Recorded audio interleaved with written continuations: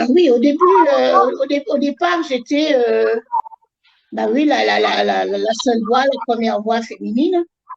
Et il faut partir du principe que on a été formé à ça à l'IFP. Hein. Nous sommes venus à l'IFP, l'Institut français de presse, pour pendant un temps. Donc entre la mise en onde, les essais radiophoniques de Moyabi et la préparation des émissions, ben nous, on apprenait d'arracher le boulot au niveau de Paris, hein, pour la préparation, pour en fait la personnalisation de chaque émission, mais surtout mettre cet accent sur le continent.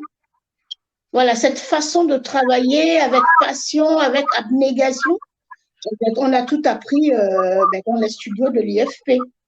Et c'est de là, justement, de là où est né même le titre Mademoiselle Africa. Oui. Parce qu'on a, je sais pas, on a voulu le nommer, on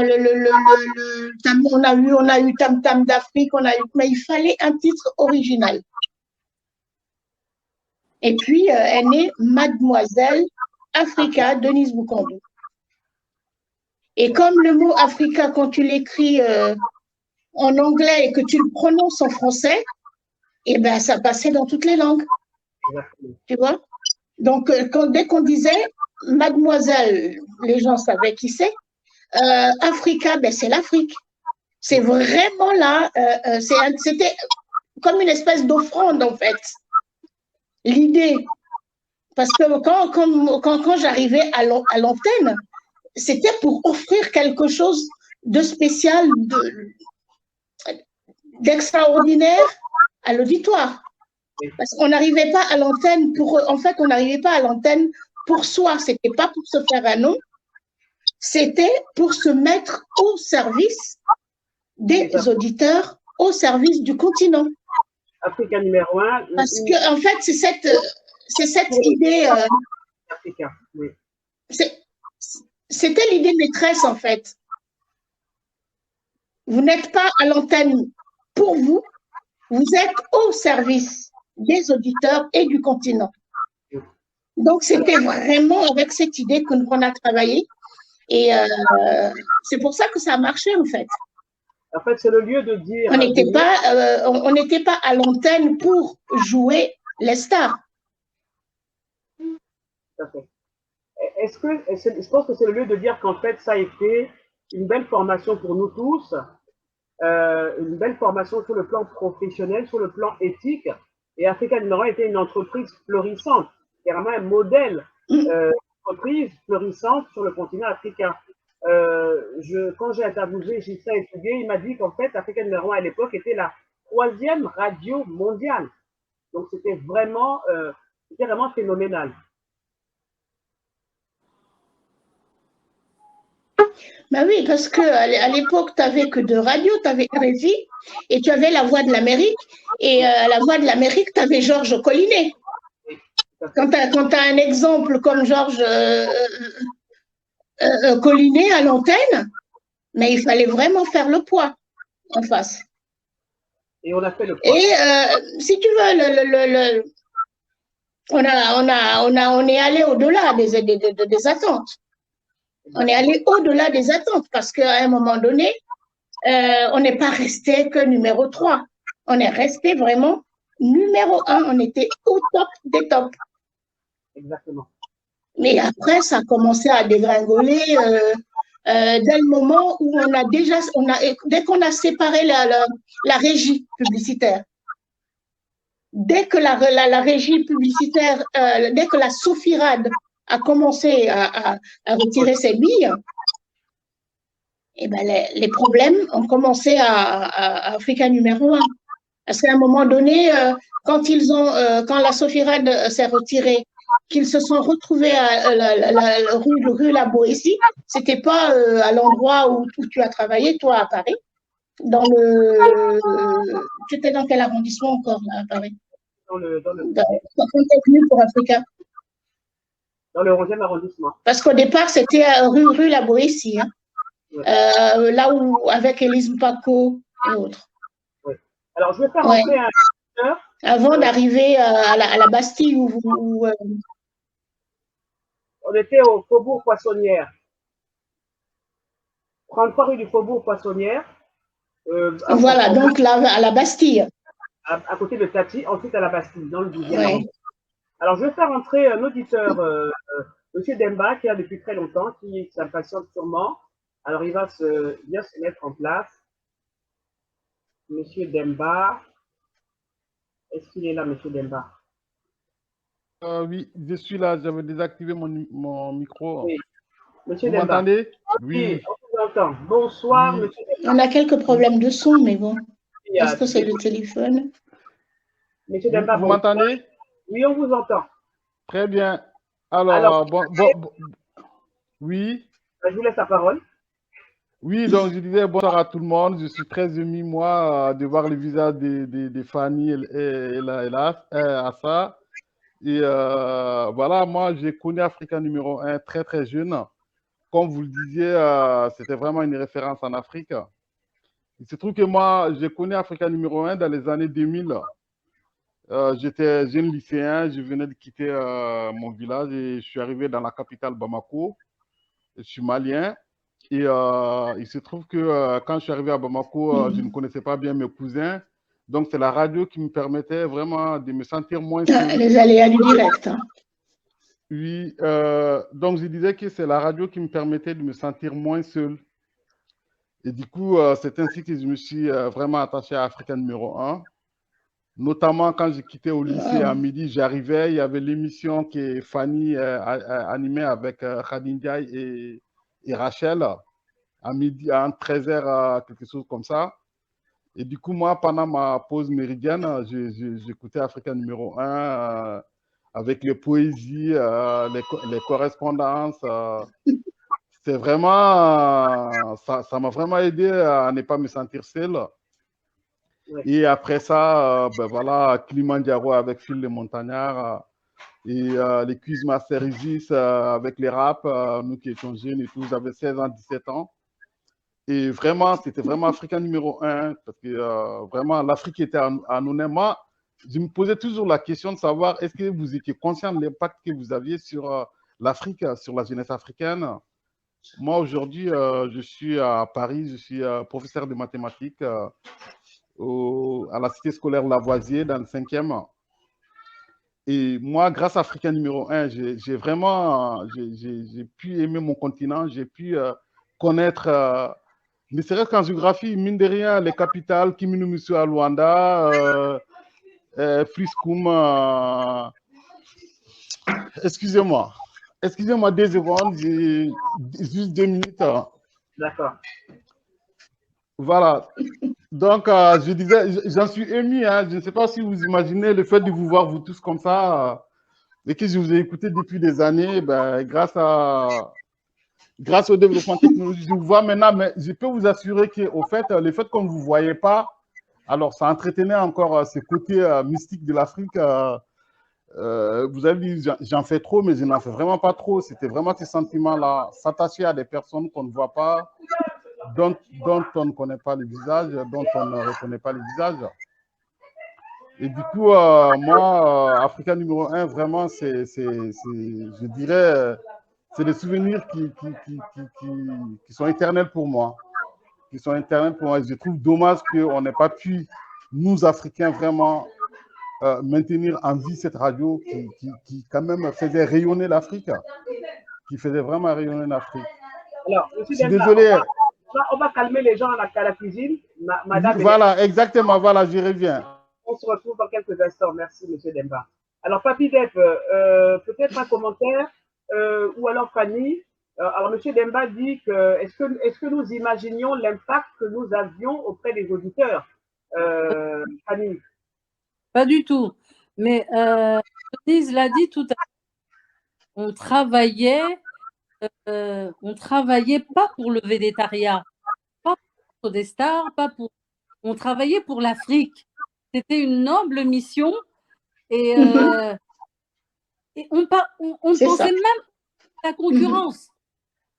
on était heureux. Moi, je me rappelle, vous avez quelqu'un au téléphone qui vous dit qu'il est et il vous dit qu'il a cherché à voir Africa numéro 1. Sur le coup, vous êtes nous qui étions impressionnés. Mais il n'y avait pas, personne ne travaillait Africa numéro 1 pour être celui qui... non, il n'y avait pas cet esprit-là. Pour être influenceur, comme on dit aujourd'hui. On n'avait pas conscience. Et je pense qu'il y a un début à cela. Pour moi, la base, c'était le casting.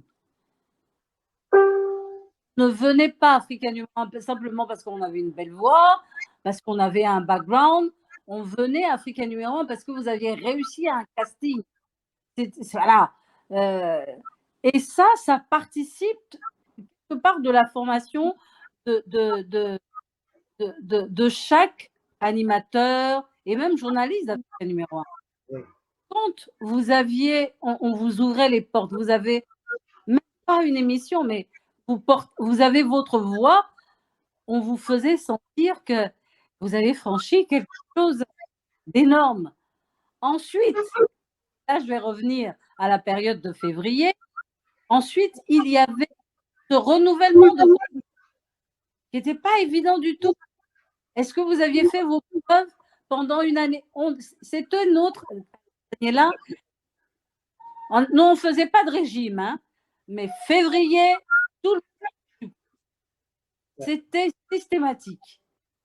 Alors, comment, si on va revenir ou pas, ouais. Et ne donne pas l'opportunité de vous dresser, de vous dresser. Chaque jour était un challenge pour chacun d'entre nous dans chaque émission. Exactement. Voilà. Alors, je vais faire entrer Edgar Mjendi Doukaga. Bonjour Edgar. Oui. Salut Georgette, comment tu vas? Ça va. Alors, ça va très bien. Tu nous as envoyé dans notre groupe les images d'Africa numéro 1. Mais avant d'en parler, est-ce que tu peux te présenter? Edgar Mjendi Doukaga, je suis un ancien journaliste d'Africa numéro 1. Je suis resté de 2018 à 2003. Un peu pris au hasard comme ça parce que j'étais sur les systèmes de Radio Gabon, correspondant dans la province. Et donc, à l'époque, j'avais été repéré à l'occasion du décrochage organisé à l'occasion de la présidence, de l'élection présidentielle de 98. Donc, on avait repéré ceux qui avaient couvert pour Africa numéro 1 dans le cadre du programme de décrochage. Et donc, nous avons été 4 à intégrer Africa numéro 1. Serge Zagourmeillé, il y avait moi, il y avait 2 autres confrères. Voilà, donc nous sommes rentrés à Africa numéro 1 avec bien sûr l'appui de Jean-Valère Mina, qui était directeur des informations. Alors, maintenant, je suis à Gabon Télévision. Alors, tu nous as envoyé, tu allais visiter le siège d'Africa numéro 1.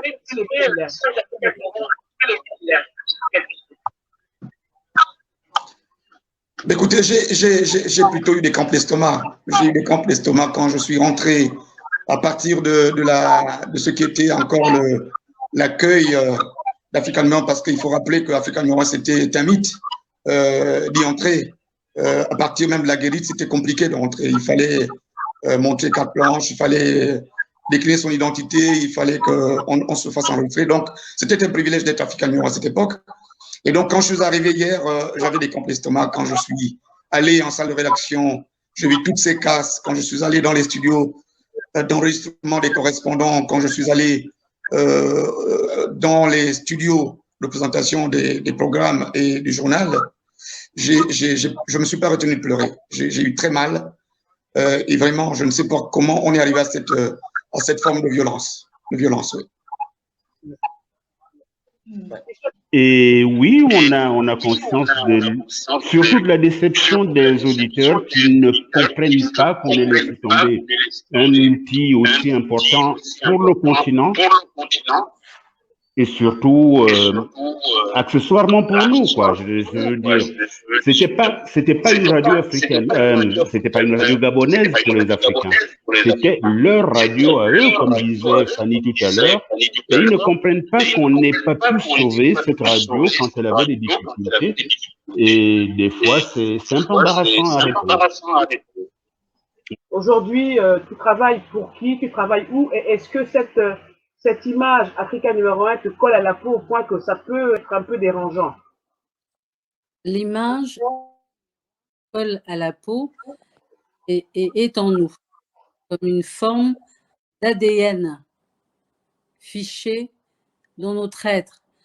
Quand je viens à Africa numéro 1, il y a Yassine Balogo, il y a Grégory Mbouaminsa, il y a Eugénie Dieki, il y a Georgette Bonga-Bakissi, Ghislaine Mouswami, il y a tant d'autres. Et la première chose qu'on me dit quand j'ai une émission, c'est il faut penser Africa numéro 1.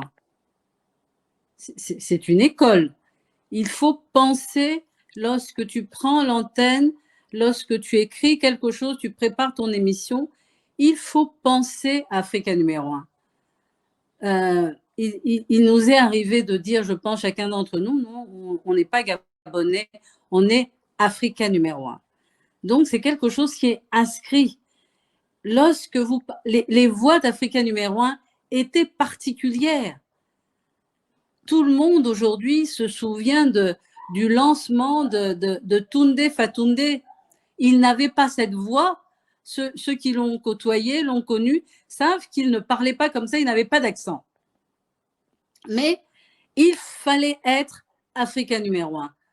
Donc, vous y restez 1 an, 2 ans, 3 ans, 4 ans, où vous prenez en vous l'esprit d'Africa numéro 1, il ne peut pas partir. Il fait partie de vous. Lorsque quelqu'un vous croise et vous dites bonjour, tout de suite, il sait que c'est la voix d'Africa numéro 1. Parce que c'est ça, ce n'est pas la voix de Fanny, ce n'est pas la voix de Génie, c'est celle d'Africa numéro 1. Parce que la radio était faite autrement sur Africa numéro 1. Les journaux étaient présentés autrement sur Africa numéro 1. Il y avait une autre façon et de parler, et de penser, et d'écrire, et d'être. Denise Boukandou ne s'appartenait plus. Moi, c'était Yao, qu'elle s'est mise. Mais c'est Mademoiselle Africa. Heureusement qu'elle a. Tu t'es bien battue pour conserver quand même Denise Boukandou, parce qu'il y a des gens, ils vont chercher même le nom. Mais c'est Mademoiselle Africa. Voilà, Africa numéro 1, c'était, quelqu'un l'a dit, c'était mythique, c'était magique. On faisait une autre radio avant le temps. C'était une autre radio, c'était penser différemment. Oui, est-ce que ça pose des problèmes? Oui, parce que nous qui ne savons pas ce que c'est que le végétariat, qu'être des stars, les gens se sont imaginés pendant longtemps qu'on avait des salaires faramineux, qu'on pouvait faire des tas de choses. Ce n'était pas le cas. Nous étions des ouvriers pour le continent et le monde. Voilà. Évidemment, cette étiquette, tu as été la première à la porter et ça te colle à la peau, quel que soit ce que tu es aujourd'hui, ce que tu fais aujourd'hui. Évidemment, tu remarqueras, Eugénie, tu remarqueras, Eugénie, que chacun d'entre nous, dès qu'il prend la parole, commence par te dire l'esprit africain numéro 1. Esprit africain numéro 1. Une façon d'être africain numéro 1. Une façon de penser africain numéro 1. Et Fanny vient de le redire, tu ne t'appartenais pas. Tu appartenais aux auditeurs d'Africa numéro 1. Tu étais pour la radio. je ne compte plus le nombre de fois où on dormait, nous, en studio. Vous qui êtes à Libreville, vous avez organisé une messe de requiem, des événements pour justement les 40 jours de Patrick Mandong, mais également pour les autres confrères qui nous ont quittés. Comment ça s'est passé? Comment ça se déroule? Tu peux prendre la parole. Je vais parler de la messe. Je vais parler de la messe et dire ceci. Ceux qui sont morts, c'est ceux dont on ne se souvient plus, c'est ceux dont on ne parle plus. Et aujourd'hui, nous avons parlé de ceux qui ont participé et qui ont fait Africa numéro 1. C'était un moment, on va dire, on était tous ensemble, mais il y avait quand même 105 noms. 105. C'était pas facile. C'est pas facile. Lorsque on arrive à dire à un moment donné, parce que le prêtre nous a laissé dire les noms, lorsque vous arrivez à des noms, je n'ai pas connu M. Manjo, mais John Joseph Mburu, lorsque vous devez dire John Joseph Mburu, lorsque vous devez dire Claude Hervé Lassie, lorsque vous devez dire Albert Edonkoulou, c'est lourd. On les citer tous, on leur doit bien ça. Donc, on va citer Patrick Mandong, grâce à qui, justement, cette association des anciens Africains numéro 1 a vu le jour. Donc, Patrick Mandong, Tunde Fatunde, Roger Ondo Oyono, Marguerite Bayili, Marcel Ndoubé, Marie-Joséphine Bibayi, Julien Mambiogo, Ernest Nguimbois, Jean-Pierre Letembe Zengi, Léon Brice Ogonon Toutoum, Jacques Mapinga, Patrick Perrault, Vincent de Paul Menga Bana, Benjamin Atindongoy, Jude Moïse Moulouri, Lionel Dombi Badinga, Yves Antonio Ogula, Huguette Mundunga, Corinne Monezip, Philippe Divingu, Léandre Zambi, Michel Zoré, Zamter Joseph Priva, Zengi Manganza, Francis Mailly, Philippe Castanet, Émile Nkoulou, Pierre Bouka, François Ndongba, Marc Ngowe, Ibaï Ibaïs, Malam Yaro, Albin Lebanda, Moussa Mara, Ben Daouda Silla, Boubacar Kanté, Gassi Moussila, Kabine Kouyaté, Sekene Modi Sissoko, Louis-Marie Lourou, Roni Mbaminko, Albert Edoukoulou, John Joseph Lourou, Patrick Laine, François Moreau, Claude Hervé Lassie, Francis Alain Loabo, Pierre Brice Ndumba, Gaston Didas Singangoy, Elvis Dianga Manfundi, Pierre Ndongvé, Jean-Claude Manjot, Louis-Claude Mouzéou Kumba, Egori Ngwaminsa, Omer Léonce Rembendabia, Guillaume Mendomzé, Hélène Demalaka, Jean-de-Dieu Ndongo-Bono, Christian Serge Akiremi, Jerry Ozoumé Lapel, Alain Saint-Pierre, Diane Davin, Élise Mpako, Fulbert Dongledou, Gilles Sala, Essono Broderby, Ida Randet, Ozimo, Fabien Assoumou, Julien Mangambara, Alain Mengue, Clémentine Iga, Marcel Moulungi, Simone Lekouma, Joseph Ombanja. J'espère que j'ai oublié personne, et si c'est le cas, pardonnez-moi. Alors, le 7 février prochain, Africa numéro 1 aurait eu 41 ans. Qu'est-ce que vous souhaitez dire à ce sujet? 41 ans d'Africa numéro 1. Qui prend la parole?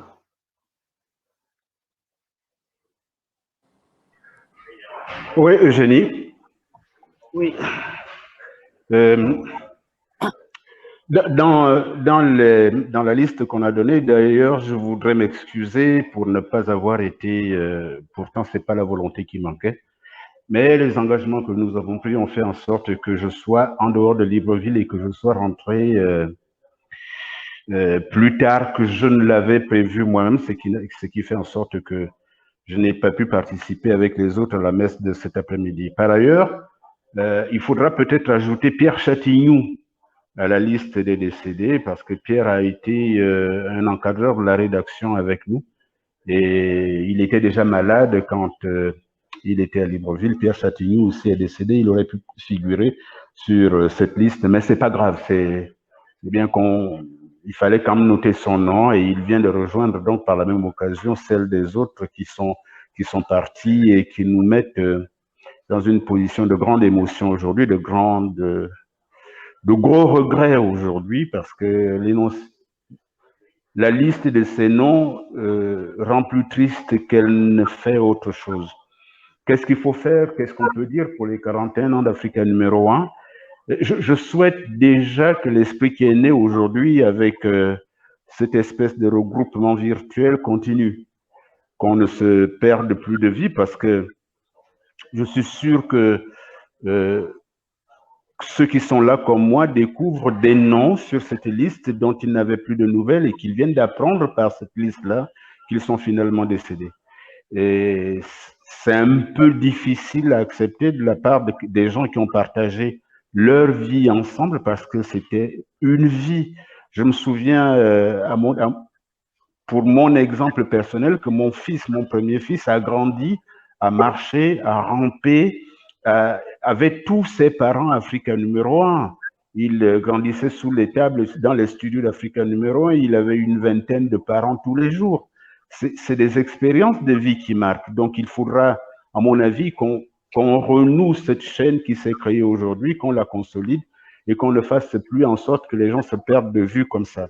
La deuxième chose, c'est quand même de dire que nous avons perdu l'outil qui était une fierté, non pas seulement pour le Gabon, mais pour toute l'Afrique. Il va falloir qu'on fasse l'effort au moins de transmettre ce que nous avons reçu de cette expérience. Quand je regarde aujourd'hui ce qui se passe dans la presse gabonaise, je suis un peu déçu et je me rends compte qu'on est bien éloigné des schémas que nous on avait. Je me souviens des problèmes que nous avons eus particulièrement en rédaction quand les coopérants nous disaient que le nom Albert Bernard Bongo suffisait pour dire que c'est le chef de l'État, et que la pratique locale ambiante voulait qu'on cite le secrétaire général fondateur du Parti démocratique gabonais après le titre de président de la République. Je veux dire qu'on a quand même créé un esprit de rigueur devant l'information, de rigueur devant le respect de nos éditeurs, qu'il faudrait quand même essayer de transmettre. Je sais que Bonga fait de gros efforts dessus. Ceux qui le peuvent lui donnent des coups de main de temps en temps, comme moi. Et je crois que c'est cet esprit qu'on devrait pouvoir inculquer à la jeune génération qui est en train de nous remplacer aujourd'hui.